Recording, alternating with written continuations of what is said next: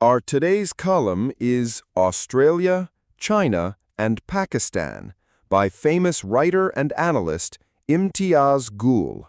A recent visit to Canberra, Melbourne, and Sydney entailed interesting perspectives on how the middle power Australia, like Pakistan, is caught between two big powers, i.e. China and the United States, for maintaining a balance in relations with the two global rivals. Whatever way you look at it, an intrinsic tilt to the U.S. is unmistakable.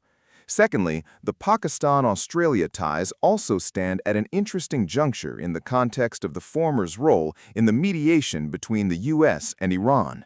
With a population of nearly 27 million, a whopping U.S. $2.12 trillion GDP, and U.S. $75,648 per capita income, Australia ranks among the world's 15 largest economies.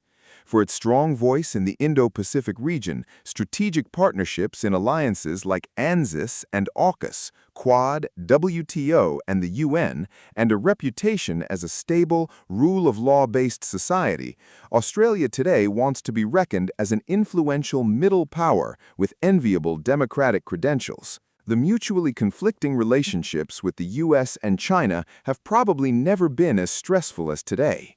China is one of Australia's biggest trading partners, while the U.S. is the security guarantor, particularly for maritime security in the Indo-Pacific Ocean.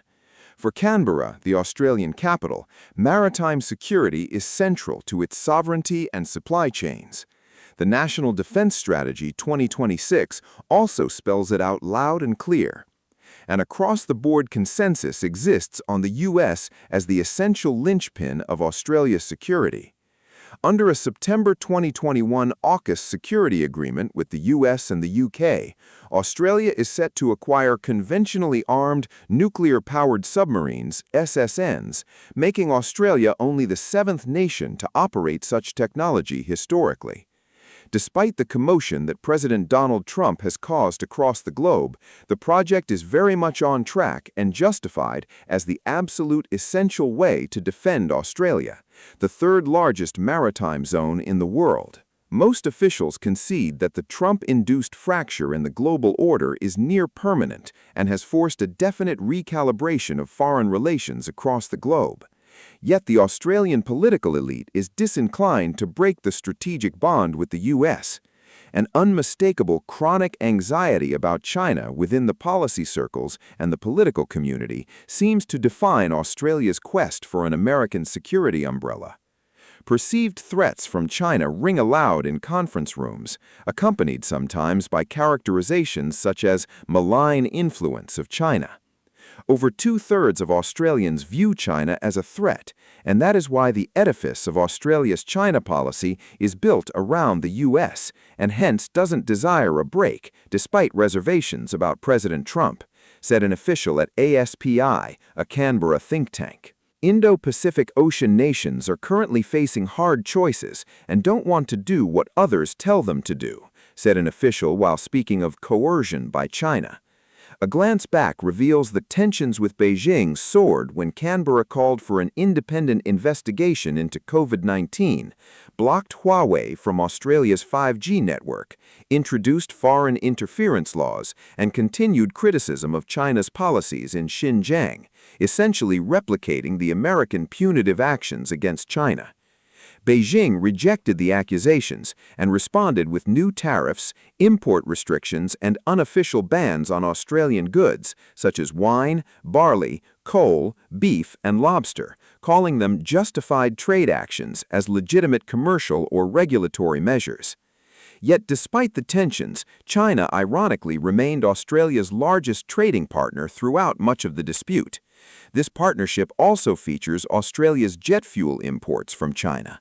On the other hand, China depended heavily on Australian iron ore, energy, and raw materials to sustain its industrial economy. This demonstrated both the depth of economic interdependence and the limits of coercive pressures that can disrupt parts of the relationship that cannot afford a complete economic rupture. Unfortunately, considerable negativity is discernible in the Australian conversations on China, largely shaped by the American views.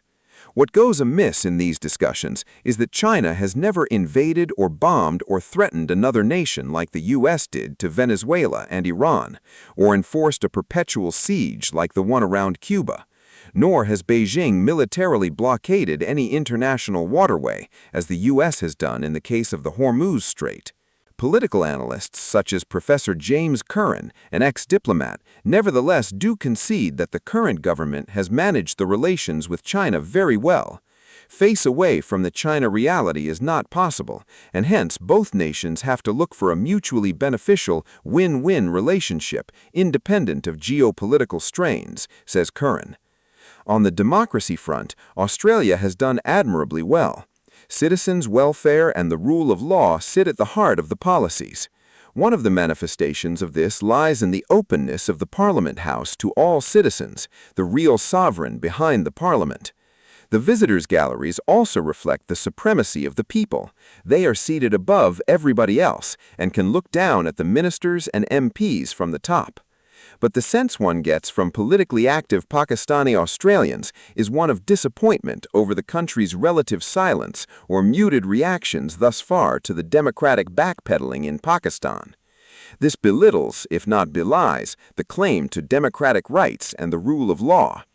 Most Aussies, for example, know Imran Khan as one of the most distinct cricketers of all time.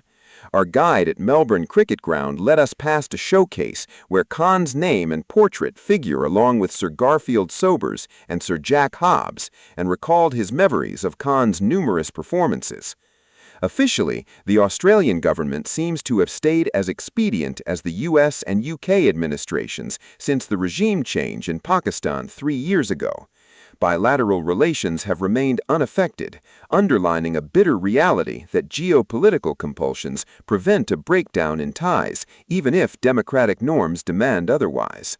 Thank you for watching. If you like the video, do like, share, and subscribe.